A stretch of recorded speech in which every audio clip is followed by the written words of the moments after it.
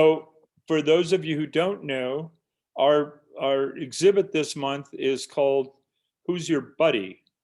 And it's all photos and sculpture and paintings and drawings of cats and dogs and goldfish and whoever people hang out with and call their buddies.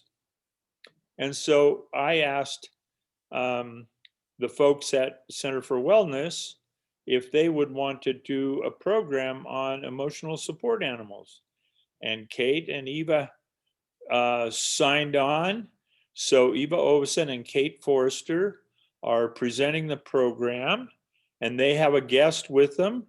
Maybe they have more than one guest. I don't know, Eva. But we have a guest and her two service animals, so you'll be meeting them when we get started. We'll meet them soon. Okay. Well, go ahead then, Eva. Start it off and introduce your guests.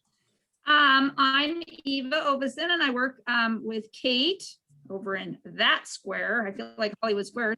At the Wallowa Valley Center for Wellness, and we have several clients who have animals as companions, and usually they're considered an emotional support animal because they're usually alone. They usually don't have families, and so having that other breathing thing in your house really is comforting.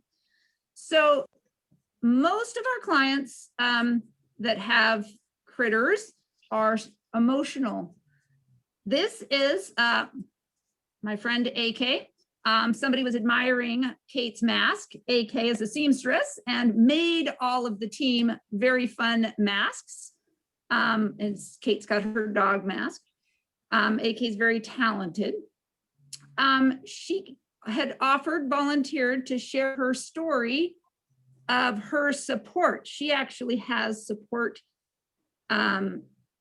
psychiatric service animals. She's got a little frame here that shows the boys' certifications. It's got, see, you gotta look here. That's where they're seeing it. So she's very proud of that.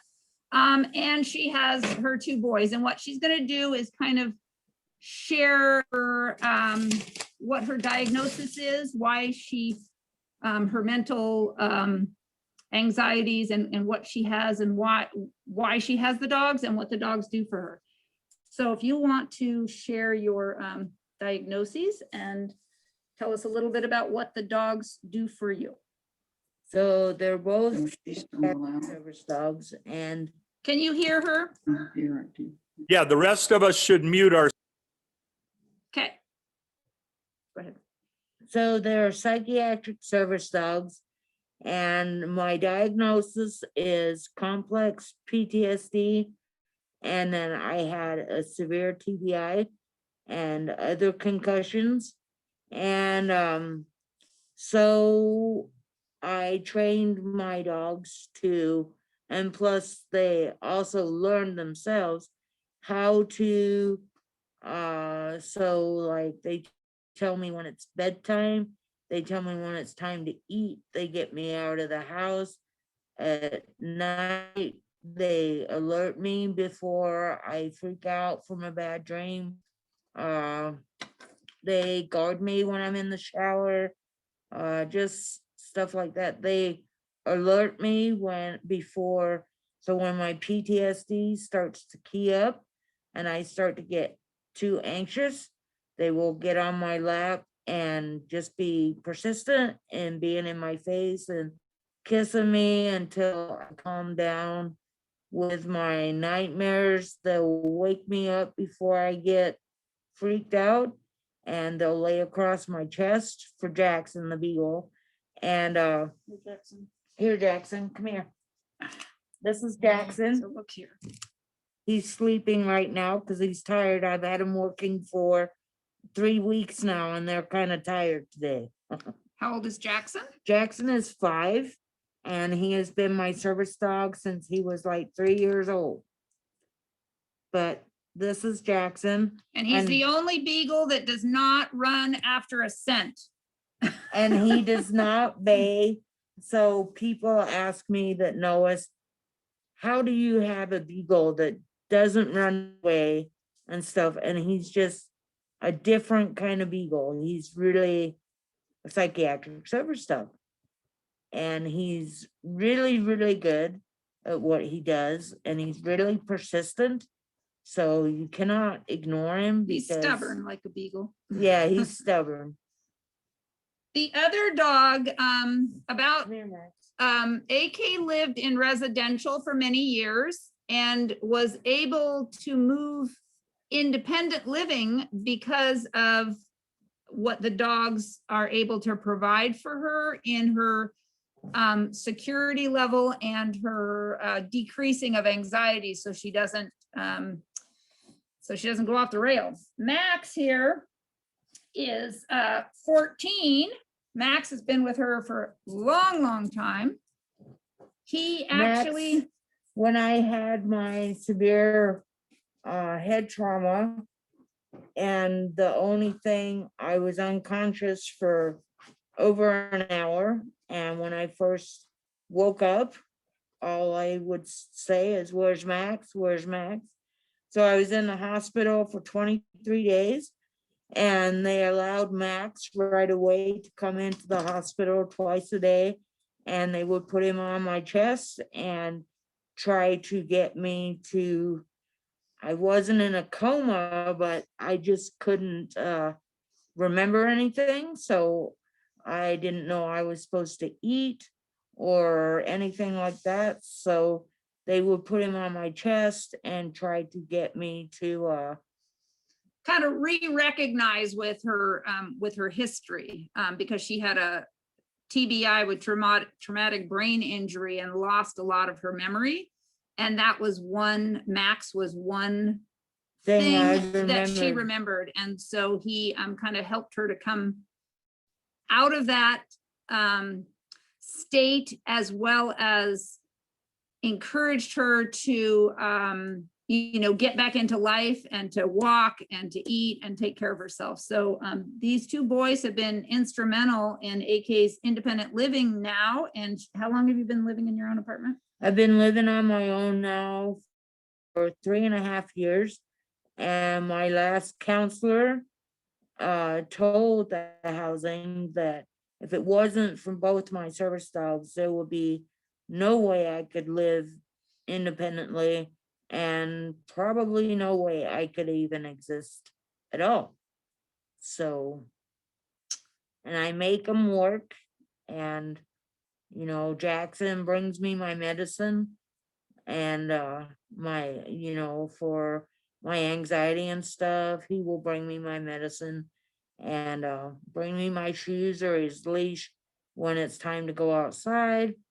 And yeah, They also can accompany AK due to some of her traumatic brain injuries and things. She goes to occupational therapy, and Jackson will go with her to that appointment. And they both go anymore.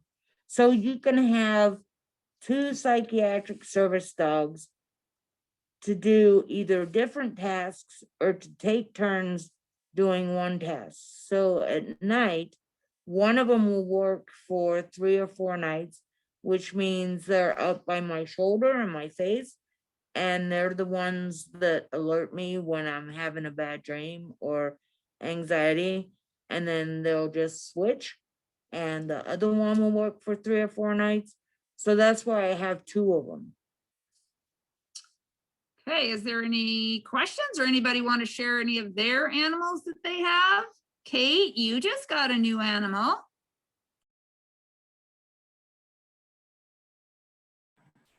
I did. So my dog passed away a couple months ago, and I has always just had a dog, and I never thought I was a cat person, never thought I'd have cats. And through works, a cat came available, and so I'm like, I'll take him. No one else wanted him. And he has been amazing. His name's Buddy, and his name fits. And it's been a lot of fun. Yeah. So I think, for me, just like I live by myself too. And so like just having that constant companion there, and cats they're pretty cool. I mean, like I said, I always thought I was a dog person more, but I still think I sort of am, but I love cats, and Buddy's been amazing. So yeah, just helping me, just, AK, what? your story is amazing, AK. Yeah, AK, bro. And your dogs must be amazing. Were they trained? What kind of training did they go through, or did they just pick it up and you trained them, or what?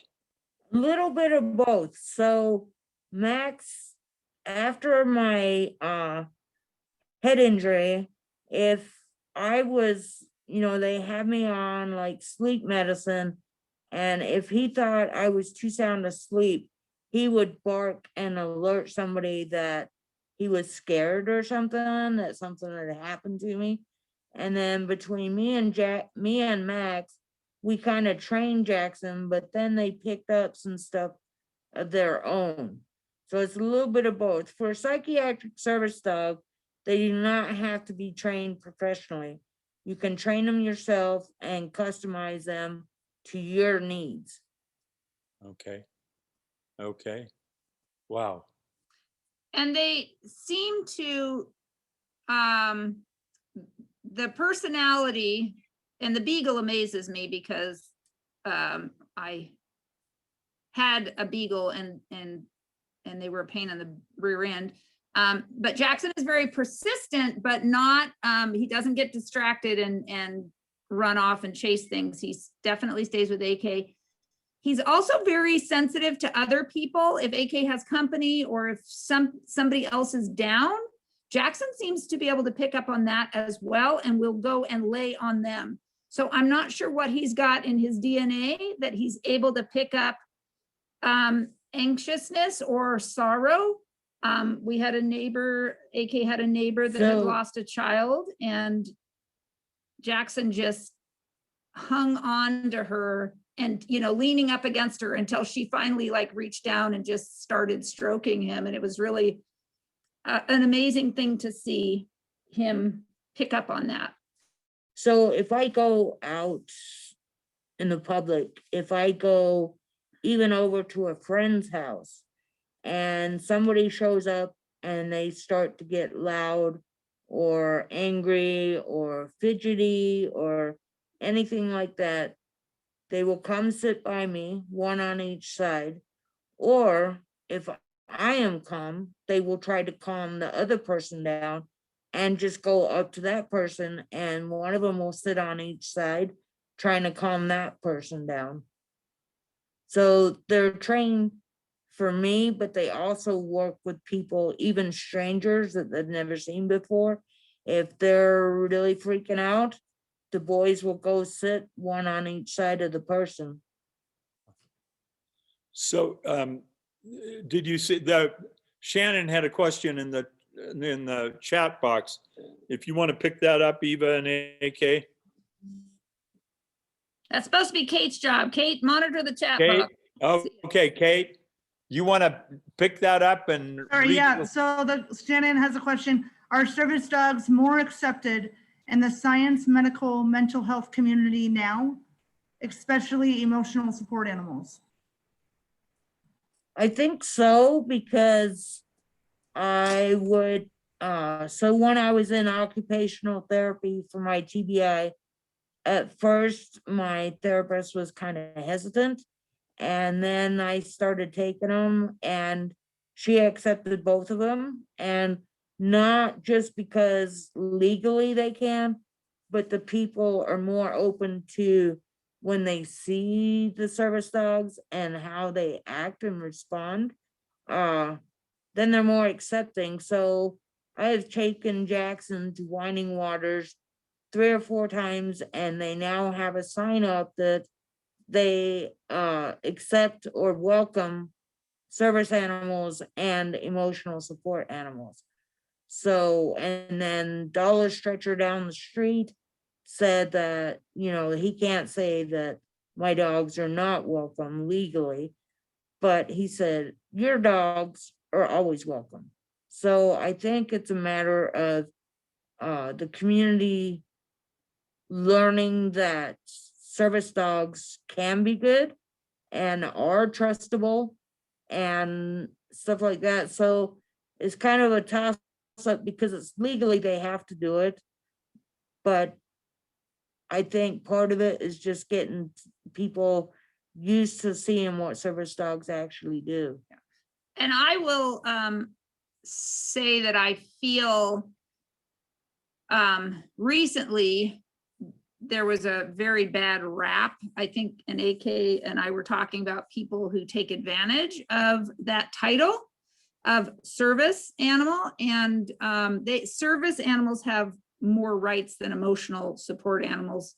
Emotional support, basically you can have them in housing where you may not be able to have an animal in another housing situation. But the service animals are allowed to go into establishments that don't normally cater to animals. And so it's very frustrating for restaurants and stores and things like that to be stuck in this, do I have to let them in? Don't I? Who trumps who? Does OSHA and pet hair trump service animals? And I know that we had a bad deal here in the county, and it was very frustrating for us in the mental health world as well as store owners. So I think that's still out there. I hope that pet owners that have service animals, as AK does, only takes them if she doesn't have staff to go with her. She doesn't take advantage of it. And so I think that's why a lot of the businesses respect her and welcome her and her animals, because she tries her best to respect their comfort levels as well. So I hope that answers your question.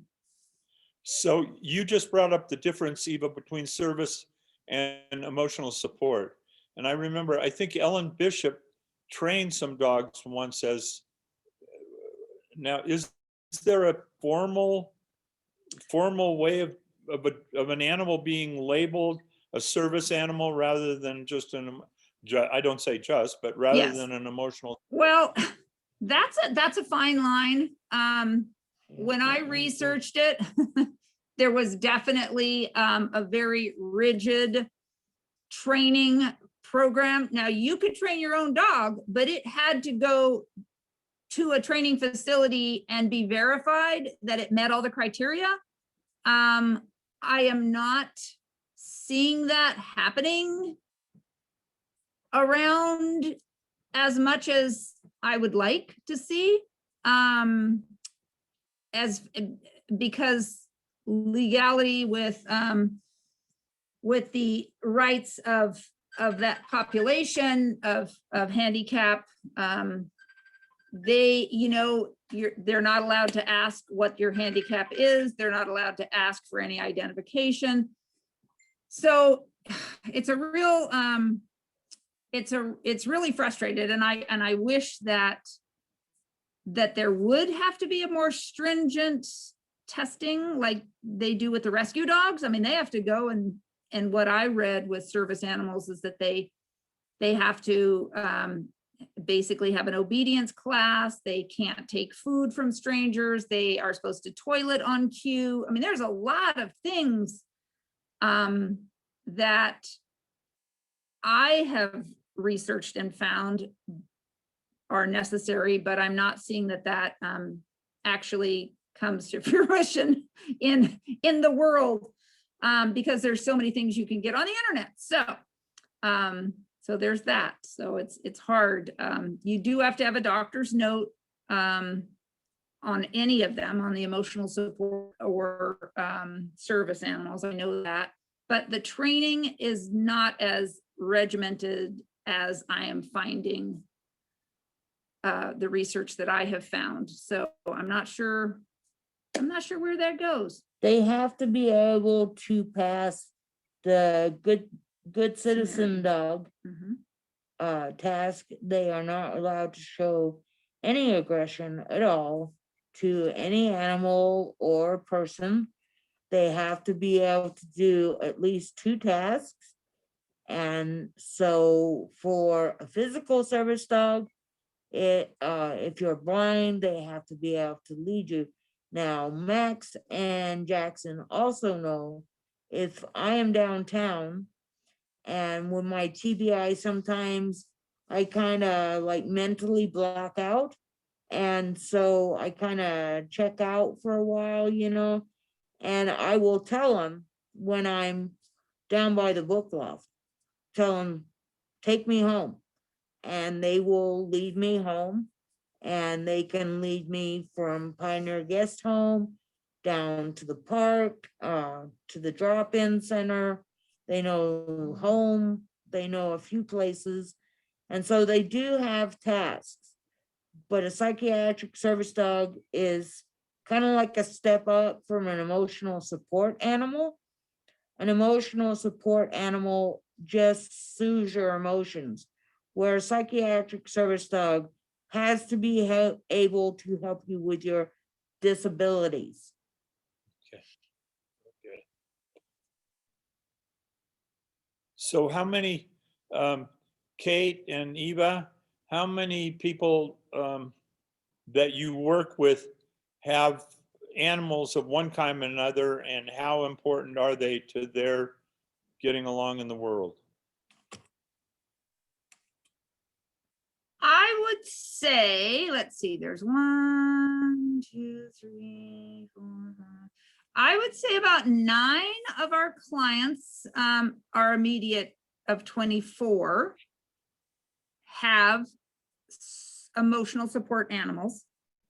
And I think they're crucial because, well, all but one I wouldn't say is crucial, but the others are definitely isolated in their lifestyles. They don't have family. So it's very soothing for them. It gives them a purpose. It gives them a routine.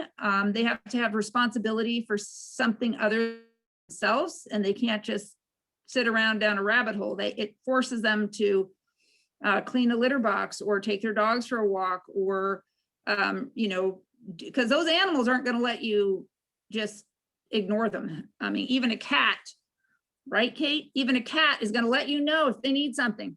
So I think that really helps. And I think it makes their lives that much richer because they really don't have a lot of interactions. And my mother, has a cat because she lives alone, and she said, I could talk to the cat and nobody thinks you're crazy, but if I don't have a cat there and you start talking, then people think you're crazy. So it just kind of gives you, and she definitely, that cat, she's got a routine. The cat runs the roost. She's had it for 18 years. She won't travel. I mean, it's good for me. She flies me down there and I babysit the cat so she can go on trips. So it all works for me. But I think that when you're living alone and you don't have a lot of family or friends close, it's very soothing to have something else in your apartment or your house that's breathing and that is showing some affection for you, and you to be able to give that affection. My boys also helped me get off of a medication for restless leg syndrome. So I found out that from a doctor that was part of my PTSD. If I'm really keyed up, then my legs will start twitching and jerking and stuff. So they could have put me back on the medicine, but I didn't want to take it. And so I learned, I just tell the boys, come see mama's, and we're laying in bed and one lays on each side and they lay on their back, and I put my hands on their chest or on their belly, focus on their breathing or their heartbeat. They just lay there and my legs calm down, and therefore I don't have to take medication for it. Wow. Big Pharma isn't going to like you. So, it's interesting that in the time of pandemic here, apparently the animal shelters they're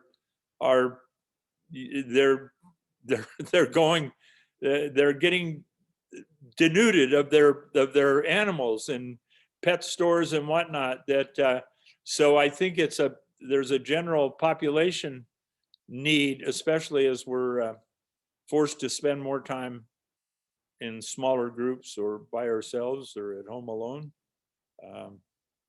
Yeah. My dog sure makes me walk her every day. Oops. Does anybody else that's with us today have animals or stories to share?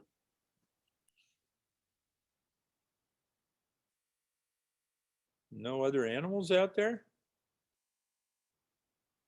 Now I know Megan has animals. Debbie has animals. I've got 4 of them. And just to your point, living alone, even though I've got a good job and lots of people that I can talk to, I haven't been in contact with people for a long time. And I think Kate and I talked about this not too long ago that, you know, I realized the other day I was talking to a friend, I haven't been touched by a person in almost a year. And having something tactile and warm who, you know, that can sort of hug me, even though they make me crazy sometimes, which is why you're muted because they're barking at deer. Yeah, they've made a big difference, and I credit them for making this be not as awful of a year as it could have been. That and Fish Trap, of course, but you know, and yeah, so yeah. Deb? You're muted, Deb. I'm really lucky that the orange cat I picked up at the Wallowa Humane Society likes to travel and adapts really well to whatever place we land on our travels is home. And I love having him along. He's got a great attitude. He's an explorer. And, you know, whatever he does fully, whether it's sleeping or twitching that tail after the birds or whatever.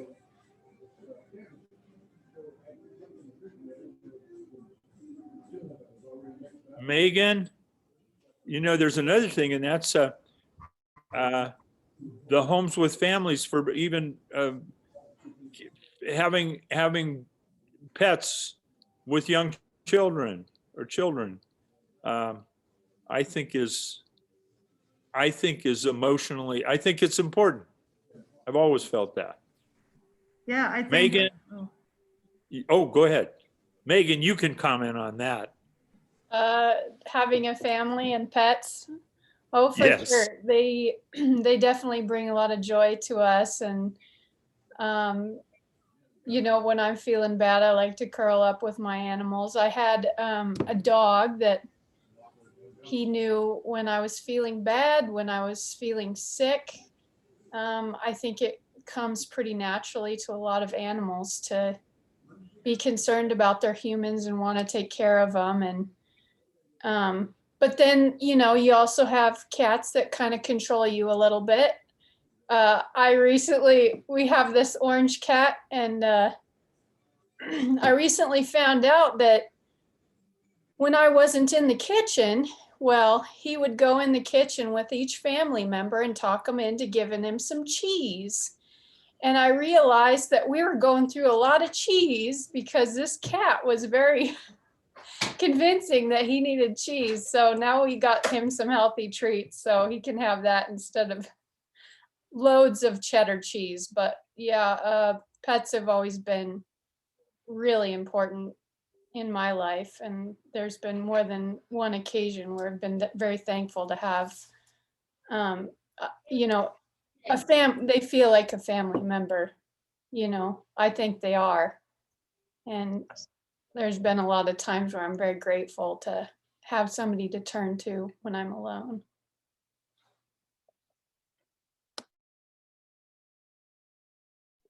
Thanks. Yeah, I think, Rich, as far as the children too, I think as far as, you know, chores, it's just the best, you know, it's a good way for them to learn responsibility and chores if parents don't get sucked into it. Anybody that knows me knows that my children had everything and anything. Hedgehogs, ferrets, steers. Now my 2-year-old grandson has a longhorn in my yard. I'm not sure where the hell that showed up from, but he's there. You know, rabbits, whatever, but it's fun, and I think it really is a healthy way to learn responsibility and compassion. And let's not forget that sometimes kids need somebody to talk to too. When they can't talk to mom and dad, or they can't talk to the teacher, but they can talk to old Red, or, you know, to that dog or that horse or whatever. I know my granddaughter, horses were really important for Oriana growing up. Yeah. Well, AK, you did a heck of a job. I want to thank you very much. And Welcome. I didn't do much. I just got Eva on board. And AK, What? you guys were awesome. yeah, did you go ahead, Kate? No, I just, I'm glad, thanks for reaching out, and Shantae reached out, and yeah, I'm glad I got Eva and AK on board and all you guys joined. This is awesome. Well, thank you, Kate, Yeah. for arranging it, and thanks, Eva and AK, for being here. And this will be, we're recording it, so it'll be available on our website, and you can show it to other clients, you can show it to other people, and some of the people that were not here today are going to be sad that they weren't here, but we'll let them have a crack at it, okay? Great, thank you for having us. Joy Sharon. Thank And you. AK, you've got a $25 gift certificate at the Josephy Center. And Sweet. I don't know how often you get to Joseph, but Kate gets up here sometimes. So you give her a message. We've got books and paints and Oh. clay and all kinds of stuff up here. You got $25 worth of it for your part in this program, okay? Thank you. She's an artist, she'll love that. Oh, okay. Okay, we've got watercolor. I don't know what all we've got, but we've got stuff here, AK. Cool. Thank you so much. Okay. Well, thank you all for coming today. And next Tuesday, we have Greg Noakes, and we're going to be talking about the history of Blacks in Oregon, of African Americans in Oregon. So Cool. join us then. All right, thank you, sir. Okay, thank Thanks, you. Reg. Bye-bye. Thanks, Eva. Yeah. Bye-bye.